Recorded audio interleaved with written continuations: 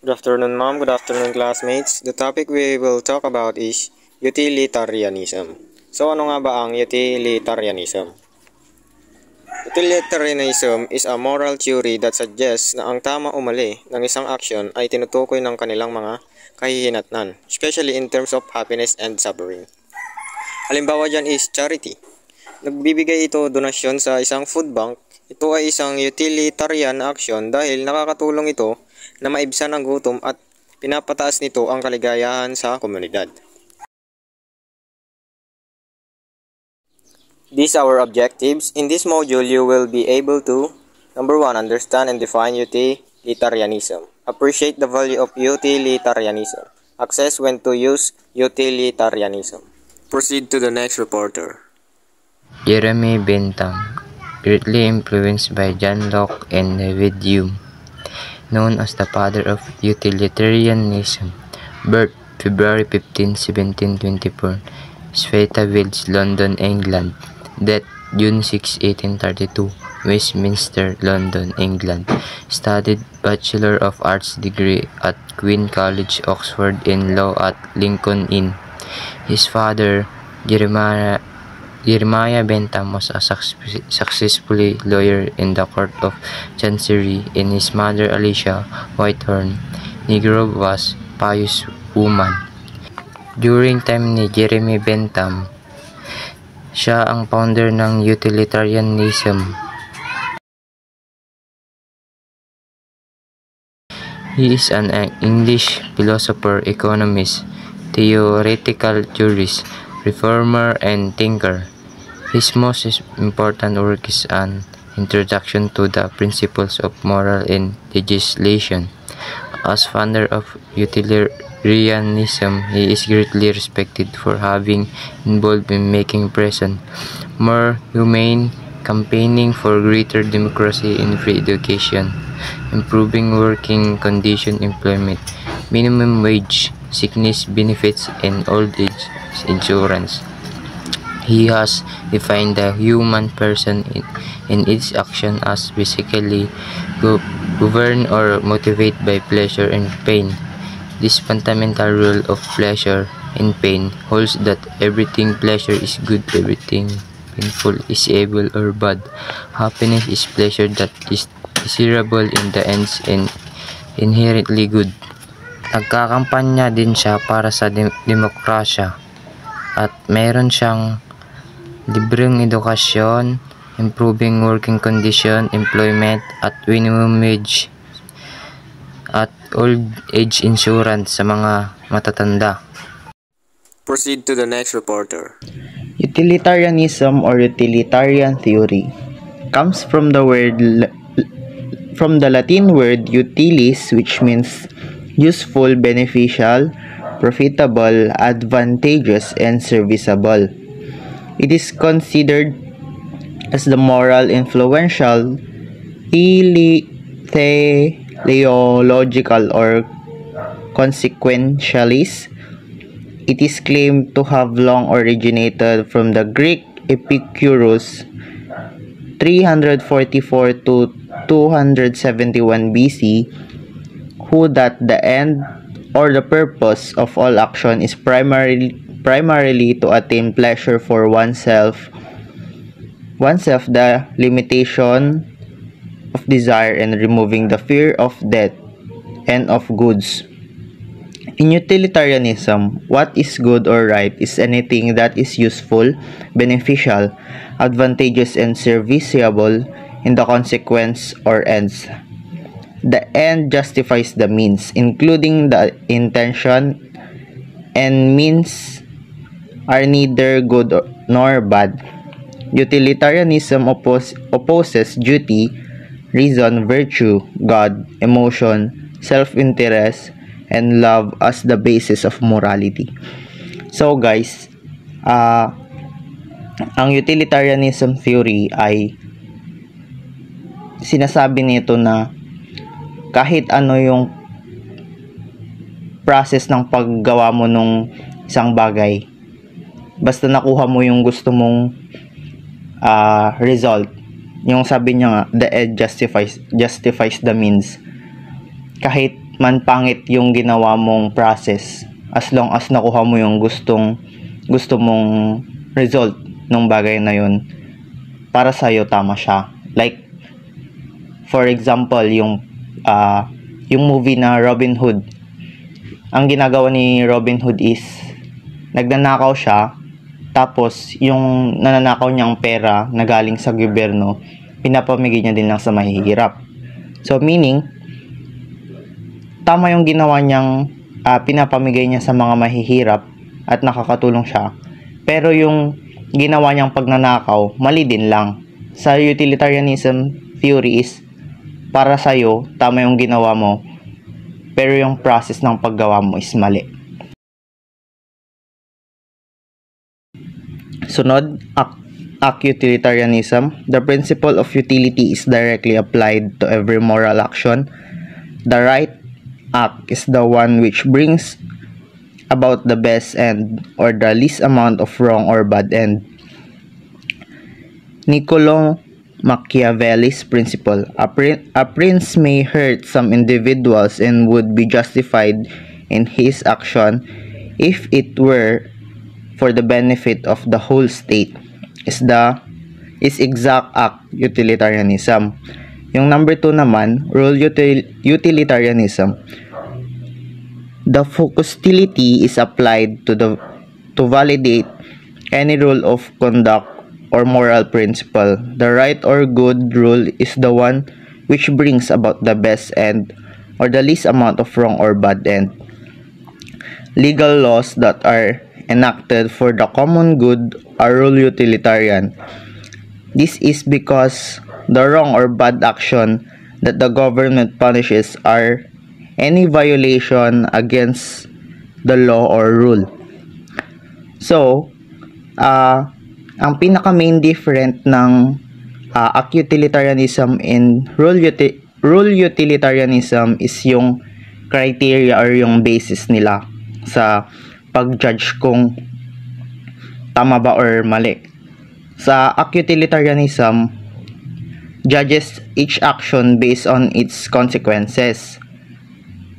Utilitarians believe that the right action is the one that produces the most utility. While sa rule utilitarianism naman, judges action based on whether they follow or break a justified moral rule. Rule utilitarians believe that the best outcome is achieved by accepting and following these rules. Proceed to the next reporter. Hedonistic calculus. Bentham suggested a hedonistic calculus or utility calculus that could be used to determine the moral status and circumstance of the action. He called it the felicific calculus, from Latin felicitas or felix. Number 1. Intensity. How intense the pleasure will be. Number 2. Duration. How long will it last? Number 3. Certainty. How certain will it occur? Number 4. Remoteness. How near it is. Number 5. Fecundity. How much will it lead to similar kinds of pleasure? Number 6. Purity. How much free it is from pain. Number 7. Extent. How many people will gain pleasure? The hedonistic calculus is a framework for evaluating the moral worth of actions based on the amount of pleasure they produce. John Stuart Mill, 1748 to 1873, greatly influenced by his father James and Jeremy Bentham, known as most influential English-speaking philosopher of the 19th century. Birth May 20, 1806 in Pentonville, London. Date 1873, London and England. Studied Greek at 3 years old and Latin at 18 years old. His father was James Will, a Scottish philosopher. Reading history books at the age of 6 years old. A logician at 12 and economist at 16. John Stuart Mill was a prominent philosopher who made significant contributions to utilitarianism, political philosopher, and economics. Proceed to the next reporter. John Stuart Mill, 1748-1873. He was a British philosopher, naturalist, liberalist, economist, and moral political theorist. His books and essays were considered logic, epistemology, economics, social and political philosophy, ethics, and religion. He is a great follower of Bentham. He later married a widow and was elected to the House of Commons. He ran for re-election but was lost.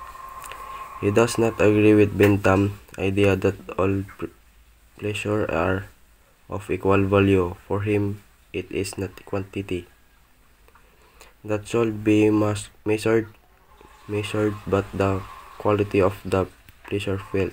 Ito naman yung explain. Si John Stuart Mill ay isang Britanikong pilosopo, naturalista, liberalista, ekonomista at teoretikong moral at papolitika. Kilala siya sa mga kanyang mga ideya tungkol sa utilitarianismo na nagtataguyod ng prinsipyo na ang pinakamakainam na aksyon ay yung nagdudulot ng pinakamalaking kasiyahan sa pinakamaraming tao. John Stuart Mill, 1748-1873. According to him, it is better to be a human being dissatisfied than a pig satisfied. Better to be sacred dissatisfied than a fool satisfied, and if the fool or the pig is of a different opinion, it is only because they only know their own side of the questions. He believes that different forms of pleasure should be ranked according to how valuable they are. Mill, 1861. They are different kinds of pleasure. The higher and the lower forms pleasure. It does not bode well of the advancement of civilizations. Of the hedonistic calculus will the followed without considering the kinds of pleasure involved, because more people might pursue the lower forms of pleasure more than the higher forms of pleasure. Naniniwala siya sa kalayahan ng individual at ang halaga ng pagkakaiba-iba sa lipunan. Ang kanyang mga akda tulad ng On Liberty at The Subjection of Women ay nagbibigay diin sa mga karapatan at kalayaan ng mga tao na naging batayan ng modernong liberal na pag-iisip. Proceed to the next reporter. Dito naman tayo sa utilitarian principle. Happiness principle. He is the greatest happiness for the greatest number of people. This promotes the capability of achieving quality happiness or higher pleasure for the most amount of people. It is the soul's basis morality and very desire and end of everyone. Everything is just means to happiness such as rights. So ano nga ba ito? Happiness principles emphasize maximizing happiness for the most people, seeing it as central to morality and human desire. Sa madaling salita, ito ay nagtataguyod ng mga desisyon na nakikinabang sa nakakarami, aiming for the greatest good for the greatest number. Quantity versus quality. Sabi ni Jeremiah Bentham, quantity of pleasure. All pleasures are of equal value. Pushpin, a simple child game, is as good as poetry. Sinasabi niyang lahat ng kasiyahan ay pantay-pantay ang halaga kahit anong klaseng kasiyahan pa yan.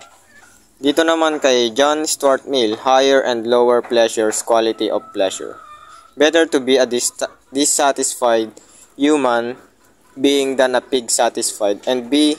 Better to be Socrates dissatisfied than a fool satisfied.